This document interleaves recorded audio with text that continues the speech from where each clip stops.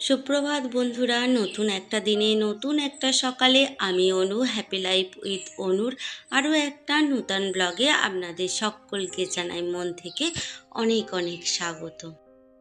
কিভাবে ছোট ছোট উপায় পালন করে আমার ঘরের আমি লক্ষ্মীশ্রী বজায় রাখি, সেই নিয়েই আজকের ভিডিওটি। আশা করি আপনাদের খুব ভালো লাগবে। তো ঘর দুয়ার যেমন পরিষ্কার করা দরকার, ছোটোখাটো যেমন নিয়ম পালন করা দরকার, তেমনি নিজেও পরিপাটি থাকা খুবই প্রয়োজন। কেননা শ্রীরক্ষী বজায় রাখতে নিজেকেও কিন্তু সবসময় খুব বেশি না হলেও অল্প বিস্তর তো পরিপাটি পরিষ্কার পরিচ্ছন্ন থাকতেই হয়। তাই সকালবেলা ফ্রেশ হয়ে নিজে একটুখানি রেডি হয়ে নিলাম, তারপরে সংসারের কাজকর্মগুলো শুরু করে দিয়েছি। তবে হ্যাঁ, বাসি কাজগুলো আগেই হয়ে গিয়েছিল, তারপরে ফ্রেশ হয়ে এসে ওপরের ঘরের কাজগুলো করছি। এইভাবেই আমাদের গ্রামের মানুষের জীবন চলতে থাকে। আমরা যখন বাসি উঠান ঝাঁট দিই বা সদর দুয়ারটায় জল ঢালি, নাতা দিই, তখন কিন্তু সেই যে কাপড়টা পরে থাকি সেটা চেঞ্জ করে ফেলতে হয়, আর নিজেও একটুখানি গা কাপড় ধুয়ে নিতে হয়, তারপরেই বাকি কাজগুলো করতে হয়। তো বাসি আমরা বলি নেগেটিভ এনার্জি, বা রাত্রিরে যদি কোনো খারাপ কিছু থাকে সেটা কিন্তু ভোরের এই ঝাঁট দেওয়ার মাধ্যমে বা সদর দুয়ার ধোয়ার মাধ্যমেই পরিষ্কার হয়ে যায়, বাড়ি থেকে চলে যায়। এটাই হলো ছোট ছোট আর কটা নিয়ম যেটা আমি আমার সংসারের পালন করে থাকি। সদর দুয়ার বলতে অনেকে হয়তো ভুল বুঝবেন যে সদর দুয়ারটা কি, জানি না। মেন গেট যেটা হয় সেটাই আমরা বলি সদর দুয়ার। তো সেখানে আমরা গোবর দিয়ে নাতাও দিয়ে থাকি বা প্রতিদিন জল দিয়ে ধুয়ে দিয়ে থাকি। এইভাবেই প্রতিদিন করে থাকি নিয়মগুলো। আর অবশ্যই বাসি ঝাঁটাটা সব সময় ধুয়ে রাখতে হবে। ঝাঁটা কখনো সোজা করে রাখতে নেই, ঝাঁটাকে সব সময় শুইয়ে রাখতে হয়, এবং দরজার সামনে জুতো বা ঝাঁটা কখনোই রাখবেন না। এর ফলে মা লক্ষ্মী যেমন অসন্তুষ্ট হন, তেমনি নেগেটিভ এনার্জিও আপনার সংসারটাকে এলোমেলো করে দিতে পারে। তাই কিছু কিছু ছোট ছোট নিয়ম আপনি যদি আপনার সংসারে পালন করে থাকেন, তাহলে লক্ষ্মীশ্রীও বজায় থাকবে এবং সুখ সমৃদ্ধিতে আপনার সংসারটিও পরিপাটি ভরা থাকবে। প্রতিদিনের মতনই যতটুখানি পারছি ধুলোগুলো পরিষ্কার করে নিচ্ছি। আসলে ধুলো যদি থাকে সেটা দেখতেও যেমন খারাপ লাগে, সংসারেও অমঙ্গল ডেকে আনে। কেননা নোংরার মধ্যে কখনই মা লক্ষ্মী বসবাস করেন না। তাই আমরা সবসময় চেষ্টা করব রোজ দিন ডিপ ক্লিন যদিও না করতে পারি, প্রতিদিন একটু করে হাত বুলিয়ে নিতে। যেসব স্থানগুলোই আমরা প্রতিদিন ব্যবহার করে থাকি, যেমন খাট, ড্রেসিং টেবিল, ছোট ছোট আলমারি, মোটামুটি যেগুলো আমাদের আয়ত্তের মধ্যে থাকবে, যে এগুলো আমরা রোজ দিন একটু মুছে নেব, সেগুলোই করে নেব। আর প্রতি সপ্তাহে তো ঘরে ফাঁদ পরিষ্কার করা এগুলো করে থাকি, তো সেইগুলোই করে নিচ্ছি। আর কালকে কিছু জামা কাপড়ও কেচেছিলাম, সেগুলো একটুখানি গুছিয়ে নিচ্ছি। প্রতিদিনের কাজটা প্রতিদিন যদি আমরা করে নিই, তাহলে অনেক কাজ জমা হয়ে যাবে না। এর ফলে যেমন পরিপাটি সংসারটা দেখতেও ভালো লাগবে, তেমনি কাজের বোঝাটাও অনেক ক্ষেত্রে কমে যাবে। তো এই যে বাইরে বেরিয়েছিলাম, আর বাইরে থেকে এলে আমি সব সময় চেষ্টা করি যে বাইরের জামা কাপড়টা একটুখানি ধুয়ে তারপরে তুলে রাখতে।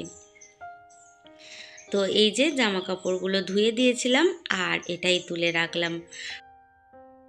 এখন হয়তো মানে না কেউই, আগেকার দিনে যেমন সবাই বলতো যে বাইরে কোথাও থেকে এলে পা ধুয়ে বাড়িতে ঢোকো বা ঘরের মধ্যে যাও। এটাতে যেমন আপনার পায়েতে রোগ জীবাণু তো চারিদিকে ছড়িয়ে আছে, সেটাও যেমন পরিষ্কার হয়ে যায়। বাইরে থেকে যদি কোনো নেগেটিভ এনার্জি আপনার পায়ের ধুলোর সাথে মিশে আসে, তাহলে সেটাও কিন্তু পরিষ্কার হয়ে যাবে। আমরা বুঝতে পারি না, অনেক সময় অনেক ক্ষেত্রে হয়। তাই আমি নিজেও চেষ্টা করি যাতে বাইরে থেকে এলে আগে হাত পা ধুয়ে তারপরেই ঘরের মধ্যে আসার চেষ্টা করি। তো যাই হোক, আপনাদের সঙ্গে অনেক অনেক কথা বললাম। যদি কোনো অংশে ভুল বা কোনো কথা আমার খারাপ লেগে থাকে তাহলে করজোরে ক্ষমা প্রার্থী, আপনারা নিজ গুণে ক্ষমা করে নেবেন। আর যদি কোনো অংশে ভালো লেগে থাকে আমার কথা এবং ভিডিওটা, তাহলে একটা লাইক, চ্যানেলটা সাবস্ক্রাইব করে আমার পাশে থাকবেন আর একটা মিষ্টি কমেন্ট অবশ্যই করে যাবেন। আর এই যে দেখুন আমার ঘরটা পরিপাটি হয়ে গেছে। দেখতে যদি নিজের কাছে সুন্দর লাগে নিজের ঘরটা, তাহলে অপরের কাছে তো অবশ্যই সুন্দর লাগবে। আসলে সব থেকে শান্তি হচ্ছে মনের শান্তি। আর এই যে আঙুল বাড়িয়ে দেখালাম, এই জানলাটা দিয়ে একটু পরে প্রচণ্ড পরিমাণে রোদ্দুর আসবে, আর রোদ্দুরটা একদম বিছানার মধ্যে পড়ে, সেই কারণে এই পর্দাটা লাগিয়ে দিলাম। হাওয়া তো ভীষণ আসে যেহেতু খোলামেলা বাড়িটা, কিন্তু তার সাথে সাথে রোদ্দুরটাও আসে। তাই ওপরের ঘরে সমস্ত কাজকর্ম করে পর্দাগুলো আবার লাগিয়ে দিয়ে চলে যাব রান্নার কাছে। আজকে এই যে সজনে ডাঁটা কেটে নিয়েছি আর রান্নাটাও আমি শুরু করে দিয়েছি। আসলে সবটা ক্যামেরাবন্দি করতে গেলে অনেক সময় লাগে, সেই কারণেই তাড়াহুড়ো করে রান্নাটা শুরু করে দিলাম। এর মধ্যে রয়েছে টমেটো, সর্ষে আর অল্প পরিমাণে পোস্ত দিয়েছিলাম।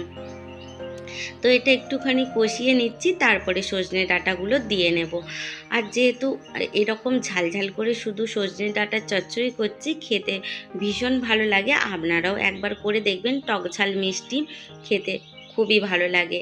আর সজনে ডাঁটার সঙ্গে পোস্ত আর সর্ষের তো একটা পুরনো বন্ধুত্ব রয়েইছে। আর আমরা বাঙালিরা পোস্ত খেতে তো ভীষণ ভালোবাসি। তো সেই কারণেই সর্ষে পোস্ত দিয়ে আজকে সজনে ডাঁটাটা করলাম। এই যে কেমন হয়েছে আপনারা অবশ্যই জানাবেন। আর করে নিয়েছিলাম এঁচোড় চচ্চড়ি। এটা আপনাদের সঙ্গে আর শেয়ার করা হয়নি, তবে আপনারা চাইলে আমি এর পুরো রেসিপিটা অন্য আর একদিন দেবো, যদি চান অবশ্যই বলবেন। এটা কিন্তু সম্পূর্ণ একটা নিরামিষ, আর বহু আগেকার এই রান্নার পদ্ধতিটা প্রায় আমার দিদার মায়ের কাছ থেকে শেখা এই রান্নাটা। যদি চান আপনারা অবশ্যই কমেন্ট করে জানাবেন। আর করে নিয়েছিলাম আমের টক। এটা তো গ্রীষ্মকালের একদম মাস্ট, হতেই হবে শেষ পাতে। তো যাই হোক, বিকেলে আমগুলো আবারও আপনাদের সঙ্গে একটুখানি শেয়ার করে নিচ্ছি। তো এইভাবেই আমার সংসারের আমি শ্রীলক্ষ্মী বজায় রাখি, আর এইভাবেই আমার সংসারের আয় উন্নতি সব দিক দিয়েই মোটামুটি আমি ঠিকঠাক সুখে আছি। অঢেল না হলেও যেটুখানি মা লক্ষ্মী আমাকে দিয়েছেন সেটুখানিতে আমি খুব আনন্দে আছি এবং সুখে আছি। তো আপনারাও চাইলে ছোট ছোট এই নিয়মগুলো পালন করতে পারেন। তো যাই হোক, তাহলে আজকের মতো আসি। দেখা হবে আবার নতুন একটা দিনে নতুন একটা ব্লগে। ততক্ষণ খুব ভালো থাকবেন।